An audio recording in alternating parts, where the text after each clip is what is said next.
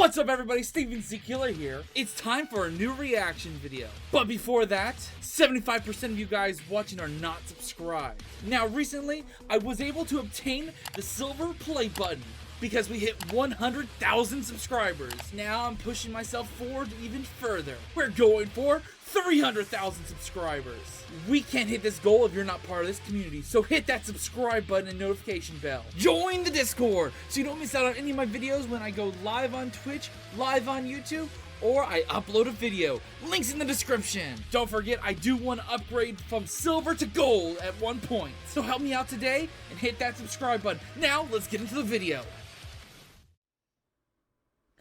What's up everybody, Steven Z Killer here, bringing another reaction to some more film theory. Now, today is an awesome one. I have been looking forward to this because they are tackling the lore, the story, the amazingness of murder drones. I'm looking forward to this because I've been a fan of murder drones since I saw the pilot. And dear God, the last episode was such a oh fucking hell moment and a cliffhanger.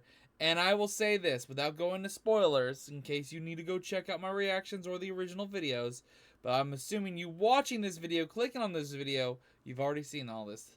But I don't believe the ending of that character. I don't believe she's dead. I need to see a body for it to be confirmed. So, that's all I'm going to say.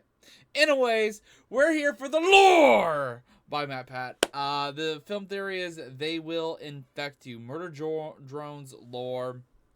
This just came out a little bit ago. The link will be down below for the original video. Like and subscribe like I have.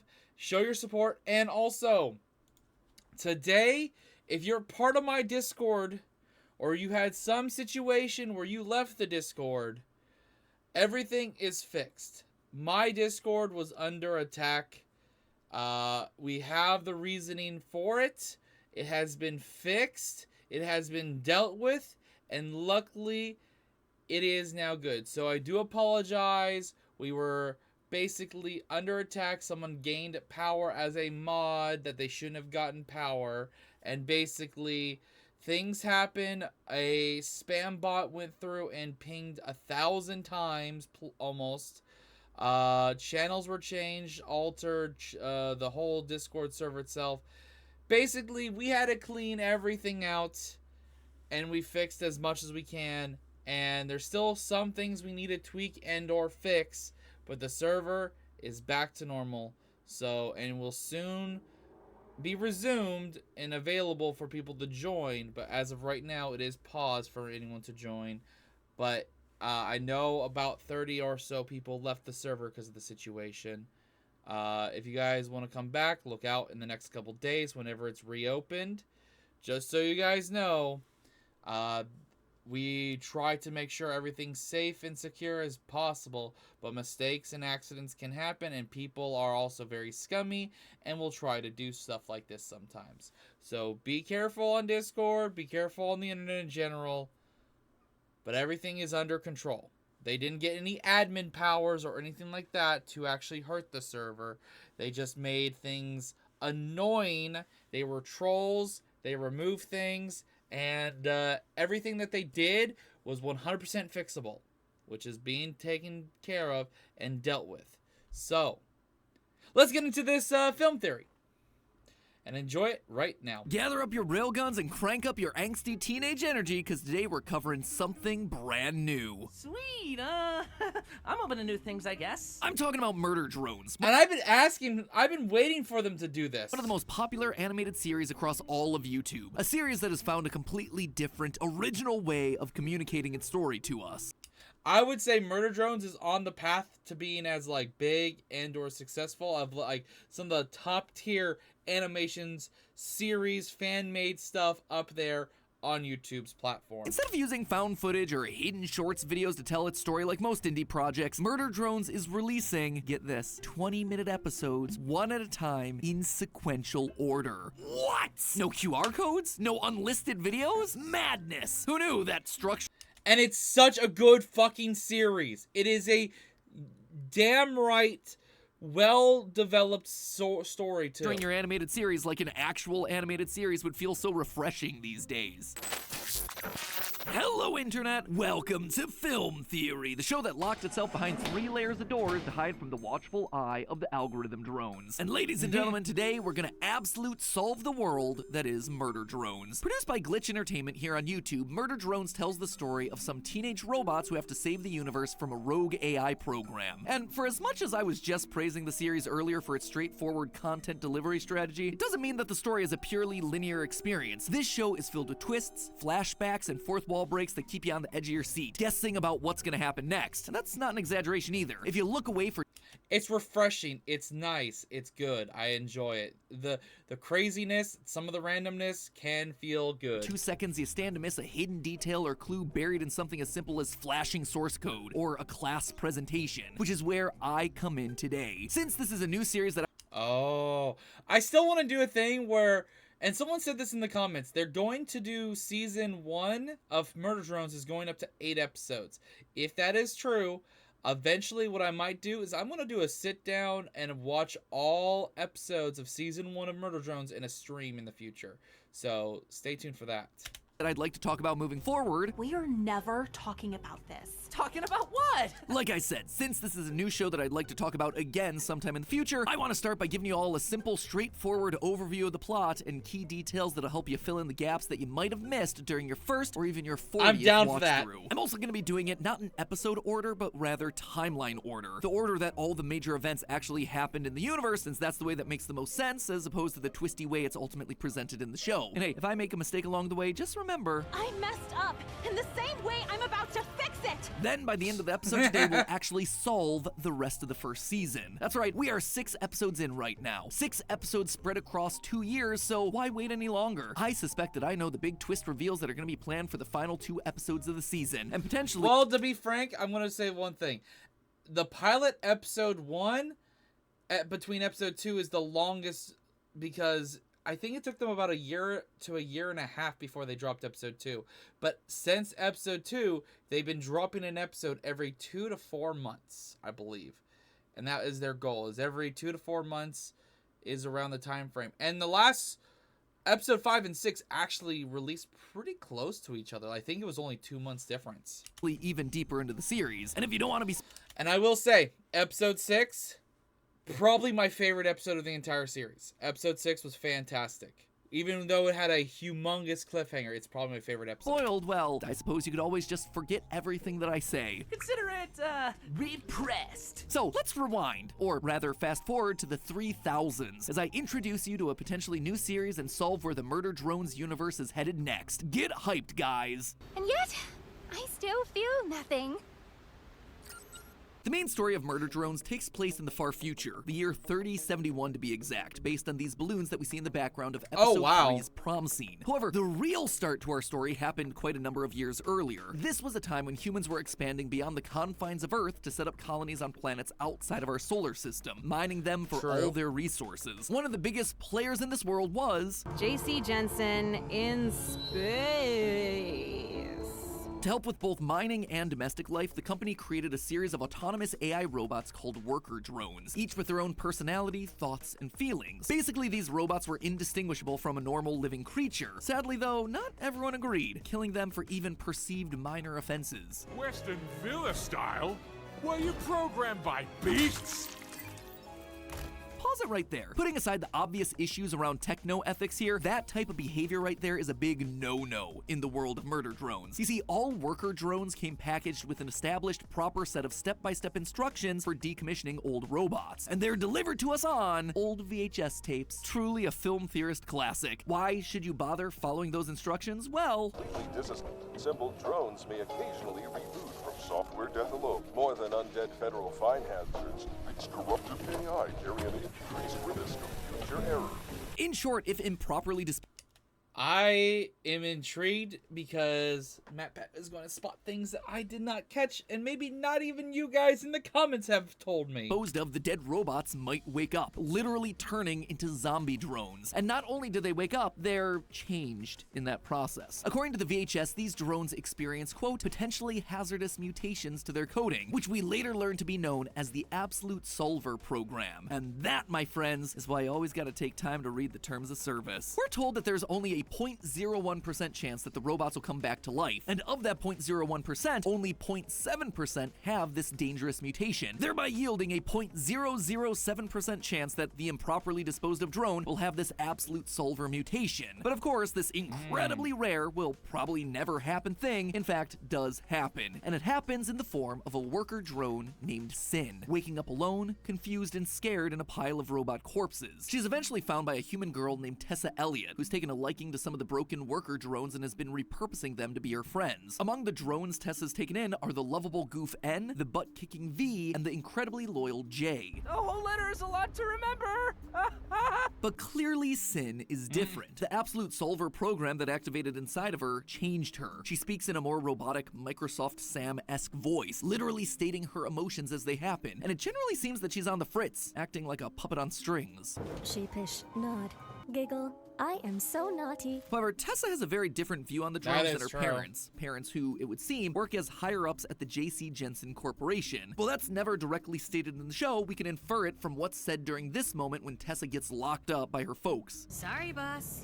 Corporate's spoken. Additionally, the family possesses an entire staff of worker drones at their mansion on Earth, treating them more like slaves and pests. Tessa James Elliott, we will not entertain your dumpster pits. Yes, Mother. Sin, infected by the hazardous mutation that is the Absolute Solver program, sees this and does not like it, eventually deciding that it would be much better if these humans just weren't around anymore. And so when the Elliots throw a big dinner party at their mansion, Sin executes her plan, transforming into some eldritch abomination and killing everyone at the party except for Tessa, the only human who decided to treat this robot with respect. And Sin didn't just stop at the party, she killed everyone on the planet by collapsing the core of Earth. We know it mutates in damaged AI. It took Sin as a host, then it took everything. And if you thought killing off a planet's worth of creatures would be enough, think again. Remember, at this point in history, humans have expanded far beyond just one planet, meaning Sin needed to find ways of infiltrating these exoplanets if she truly wanted to wipe humanity from existence. Thankfully for her, humans, ever the curious bunch, did most of the heavy lifting for her. After seeing what happened to Earth, the humans brought Sin's programming into their various systems to study it, and that was a big mistake. The absolute Humans are dumbasses, let's be honest.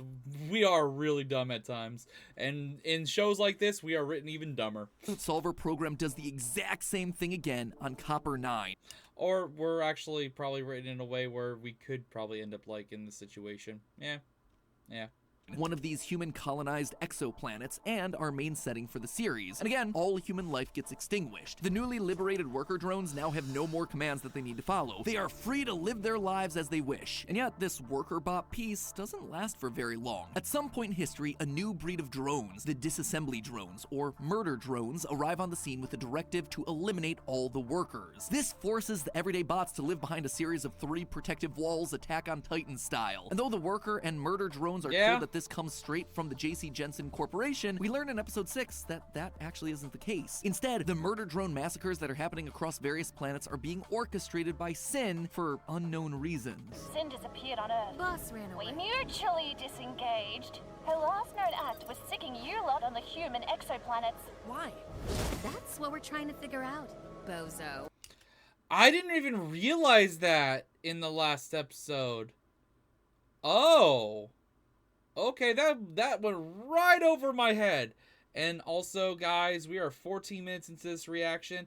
If you guys haven't hit that like button, hit that subscribe button, please do that today. Help me out, and I appreciate you. Thank you for being here. All right. But that's weird, right? Sin initially retaliated against humans because of their callous mistreatment of the worker drones, but now she's sending murder bots out to massacre the very bots that she initially worked to free? Why? Well, I suspect it's for recruitment. I suspect it's a numbers game. If the odds of the absolute solver mutation activating in a dead drone is 7 in 100,000, they're gonna need to pile up a whole lot of dead drones in order to get a couple of absolute solvers out of the group. Sin wants to kill more and more worker drones, not because she's cruel, but because she wants to build her army. What's more, the absolute solver mutation seems to get handed down between generations of robot families, which yes, is a real thing in this universe. So Sin may just be looking to speed up natural selection of this super trait by weeding out all the worker drones who don't possess it. This would basically be the concept of robotic eugenics. Get ready to clip this next section out for your MatPat out of context compilations, my friends, but you can't talk about murder drones without talking about World War II. During World War II, the Nazis firmly believed in eugenics, eliminating quote-unquote undesirable genetic elements from the German population so that the ideal Aryan human could dominate. In order to create a race of genetically pure, physically fit human beings, they used tactics like forced sterilization and selective breeding to ensure the quote-unquote positive genes were the more prevalent and circulated throughout the gene pool. By eliminating all the normal worker drones, it enables the absolute solver code to dominate and procreate, for lack of a better term. Beyond that, though, Sin's motives... I was not expecting World War II Nazi Germany thing being intertwined with this whole idea. That's interesting. Remain unclear. Is it to build up enough of an army to fight against the last strongholds of humanity? Is it because she's lonely and she wants more like her? Is it because Absolute Solver has actually been in control of her this entire time? Currently it's unclear, and we're just gonna need more time to see what happens. Anyway, it's finally time that we cut to the actual events of the show. Yeah, it is here, finally, where we cut back to the story of our characters as depicted in episode 1. Uzi, our main protagonist, is one of the drones unknowingly affected with the Absolute Solver, having inherited it from her mother, Nori. Sadly, Nori was killed by the murder drones soon after Uzi's birth, and now a teenager, Uzi is full of rebellious teen spirit, annoyed that the workers have hidden away from the murder drones rather than fighting them head-on. So armed with a homemade railgun, she ventures out of the safety of the doors and meets N, V, and J, Tessa's drone army that she rescued so many years ago. And now, the murder drone squad tasked with slaughtering the workers of Copper 9. Except there's one problem with this. By the end of the episode, Uzi's Absolute Solver has activated. Just can't wait to murder all humans. Classic robot stuff. I hope they're sitting pretty there on Earth, because we're coming for them. As we're getting this... I didn't even notice that happened in the first episode. That is so interesting. This makes me want to go back and watch all the episodes now to see things I've missed. Cliffhanger ending. Blink and you'll miss an important line of code flashing on Uzi's eye visor. It says Absolute Solver string equals false before quickly switching over to true. Yep, our main protagonist now has herself a penchant for human genocide, which again feels weird since Uzi didn't die here. How could the Absolute Solver program have activated inside of her if she needs to have been a zombie bot? She maybe just inherited it from her mom because she was? For it to have activated. Yeah. Well, remember the code for these drones functions a lot. And the fact that the one where she's not in control is yellow and hers is purple when she's in control, that's just another mutation of it. That could be a whole situation where it's just another mutation. Like DNA, meaning that their programming can be handed down between generations. It seems that Nori, the mother of Uzi, passed it down to her daughter in the same way that human parents pass down hair color or some other disease or trait. And when passed down this way, Absolute Solver doesn't require death to activate. So Uzi teams up with the disassembly drones to solve the mystery of what's actually going on. Looking for clues around Copper 9 eventually leads the gang to a place called Cabin Fever Labs, an old J.C. Jensen facility. This place is filled with a lot of interesting details. For one, the show makes it canon that despite killing all humans on Earth, the doggos are in fact alive, safe, and immortal. See, sometimes a plot hole can be a great thing. All humans can die, but the dogs, they're okay. Also at this place, we get ourselves a tiny hint about a new character. I will say, the transition from episode 3 to episode 4, which was Prom to Cabin Fever, was the one that felt the most out of place between episodes. Everything else is more consistent with each other episode wise. It was just like the transfer between the two was out out of place to me when I was originally doing the reactions. Uzi's exploring the Cabin Fever labs. She picks up some paperwork that talks about decommissioning a particular worker drone named S010011X01. We don't get an official name for the drone, but based on the way that this series turns serial numbers and names, the fans have dubbed this character S. You could argue that this is just a random sheet of paper, but I don't think so. This clue about an S drone happens in the same episode where we learn about the insane things that Uzi's mom used to say before she went full absolute solver. She was always all, build doors against the coming Shakadiemens. The singularity awakens. Look at this cool S I can draw. Shakadiemens, singularity, cool S. More S things. I believe this S character... Totally Human Gamer. That's actually funny that I'm watching something and that pops up. Funny name.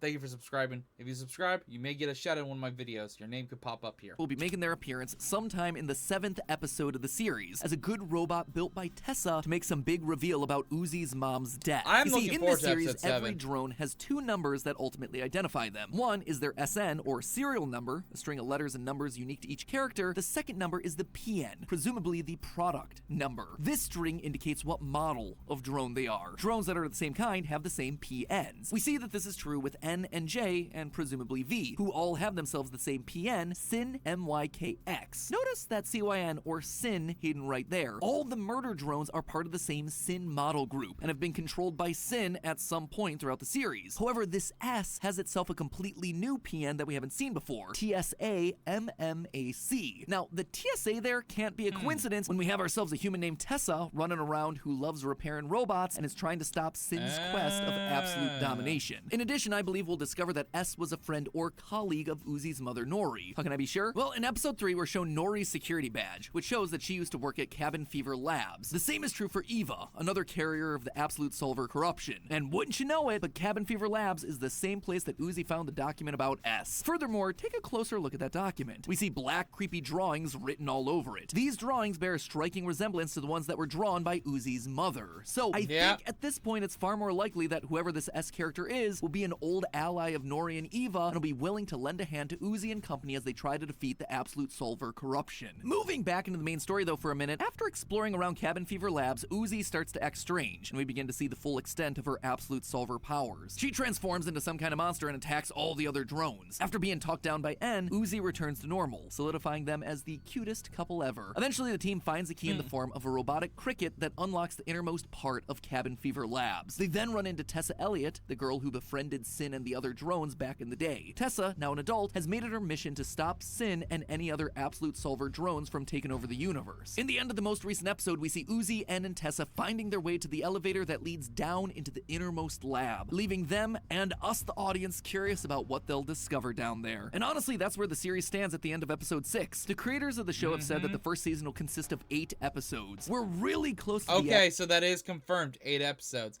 I am so looking forward to this. And I can't wait for... I don't even know how many seasons we're going to be getting. But if it's anything like their other series, Meta Runner, which I did try to watch. It didn't do well on the channel, so I stopped watching it. But it was definitely awesome to see that. I think that got up to like 3 or 4 seasons. So I'm looking forward to seeing how far Murder Drones get. And I honestly feel like this series might be way better taken than Meta Runner was. And there's still a lot of mysteries that have yet to be solved. Is Uzi gonna fully transform into SYN? Is this mysterious S character gonna make an appearance? Will Tessa be forced to kill Uzi to save the world? Well, loyal theorists, it turns out you don't have to wait for the next 4 to 6 months for the final episodes to come out. I suspect that I already know everything that's gonna happen there, beat for beat, in the final 2 episodes. In fact, I suspect that we've known where the show was headed since the very first scene of the very first episode. Right after the opening exposition of episode 1, the show reveals everything to us. Right when we're first introduced to Uzi, she's given a PowerPoint presentation to her class about the dangers of sitting around waiting for the murder drones to find a way past the doors. Hide under the ice behind 3 stupid doors? It's like we're waiting for an inciting incident. As she's talking, this diagram appears behind her. This image is almost a complete rip of the infamous hero's journey. If you're not Yeah, I was about to say, it looks like the hero's journey circle Not familiar with that? The hero's journey is a storytelling template that many of the stories throughout history have followed. From ancient epics like Gilgamesh and the Odyssey to modern classics like Harry Potter and Star Wars, if you're writing yourself a fantastical story, then the hero's journey is breaking down the format of your narrative. Now, on my first viewing, I saw this reference as just that, a reference. Murder Drones loves meta humor and fourth wall breaks, so I just chalked this up to another inside joke. However, when I went back to the series again in preparation for this theory, I realized that everything that's happened in the first 6 episodes has lined up exactly with this little visual gag, beat for beat. We start off with the call to action that draws the hero into adventure. Appreciate the subscription, Blood Eyes. Uzi wants to leave the safety of the doors and deal with the murder drones directly. Then she gets saved by an unlikely aide, N. Right after this, Uzi teams up with Helper, Dal, and a mentor who's been around the block, Tessa. Together, this crew fights back against a bunch of challenges, and Uzi becomes more and more tempted to use the Absolute Solver abilities, culminating with her being fully possessed by Sin and N having to cut off her hand in episode 6. And mind you, this diagram isn't just for any generic hero's journey. It is one that is specifically built for Uzi. Notice all the references to angst moments built into this wheel. And if there is one emotion that definitely connects back to Uzi, it is angst. I'm an angsty teen, Thad, bite me. And I made you rebel like an angsty teen, which got you killed. So if I'm right, that then leaves us right here on the chart, at the bottom, ready for another helper and a big revelation that's tied to 3 specific things: rebirth, abyss, and death. So remind me again where these characters are. There's gonna be a huge cliffhanger. Also, V might come back at the end point of this season. If this has rebirth in it, then V could show back up. Explore.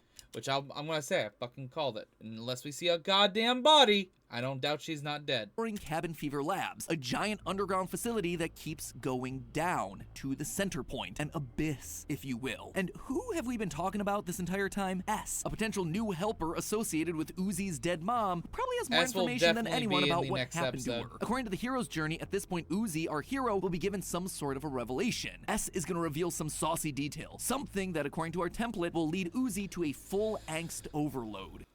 I think Uzi's gonna go through shit on the final episode of season 1, but also grasp and gain complete control. Well, maybe not complete control, but a mastery of her power where she will not be able to be taken over by Sin. If what we've seen previously are just tiny overloads, what could this possibly look like? What could be so devastating for Uzi to hear that it'll send her into a presumed meltdown? Well, I suspect that S is gonna reveal that N was the murder drone who killed Uzi's mom. Yeah, I'm just as shocked as you are, but N is the most likely killer. At this point in the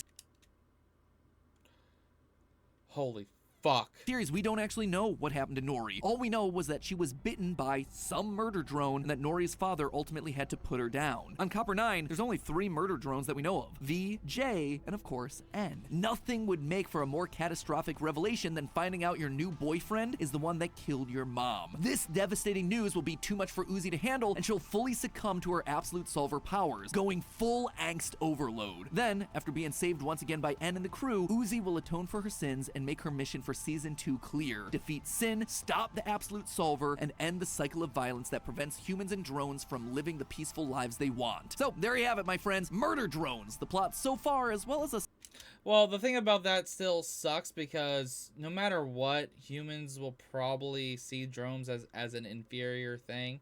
And there are going to be plenty of humans still alive and future-wise that will probably see them as nothing but bits, pieces, product, and usable and disposable easily. Solid hypothesis or two on where it might be headed in the final episodes of the season. How am I so sure about this? I guess you could say it's a mixture of Easter eggs, narrative logic, and a whole lot of watching other forms of media. You know, stuff like movies, TV shows, and of course, anime. Oh, and they said pirating all that anime was useless. But hey, that's just a theory. A film theory. And cut. That was fantastic. Holy shit, I can't wait for more when it comes to murder drones. This just gets me more excited for the next episode, which we'll probably get in the next month or 2. So stay tuned for more reactions. If you guys enjoy what you see here, please hit that subscribe button, hit the notification bell. See you guys in the next one. Check out more videos on the channel. And until then, later.